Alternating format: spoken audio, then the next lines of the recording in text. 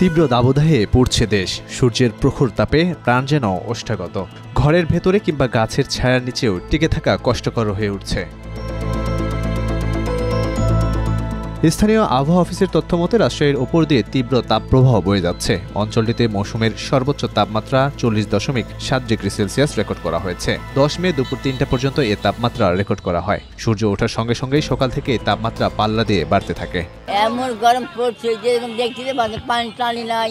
তাপমাত্রা হলে একটু ভালো বিক্রি হয়, কিন্তু এত তাপমাত্রা নিজেরও সমস্যা হচ্ছে।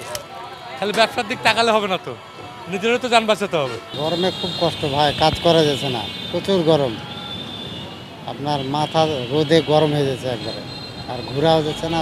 মাথার উপরে গনগনে সূর্যের কাঠফাটা প্রখর রোদ আর গরমে অতিষ্ঠ হয়ে পড়েছেন নগরবাসী। বিশেষ করে দিনমজুর ও খেটে খাওয়া মানুষ চরম দুর্ভোগে পড়েছেন। একটু স্বস্তি পেতে আশ্রয় নিচ্ছেন গাছের ছায়ায়। প্রাণ জুড়ানোর চেষ্টা করছেন লেবুর জুস, আখের শরবত সহ বিভিন্ন পানীয় পান করে। সহ্যের বাইরে। যাদের এসি নেই তাদের রাত্রি ঘুমানো কষ্ট, আর যাদের টিনের বাড়ি তাদের তো আরও কষ্ট। গরমে যে অবস্থা, শরীর বুকও ধরপড় করছে, দেখছেন না ভিজে গেছে পিঠে। এত গরমে টিকা যাচ্ছে না, যে গরম পড়ছে। মানুষ সব গাছতলার দাঁড়িয়ে ব্যস্ত হয়ে আছে। রাজশাহী ছাড়াও ঢাকাসহ দেশের 6 বিভাগ ও 4 জেলার উপর দিয়ে মৃদু থেকে মাঝারি ধরনের তাপপ্রবাহ বয়ে যাচ্ছে, যা অব্যাহত থাকতে পারে বলে জানিয়েছে বাংলাদেশ আবহাওয়া অধিদপ্তর।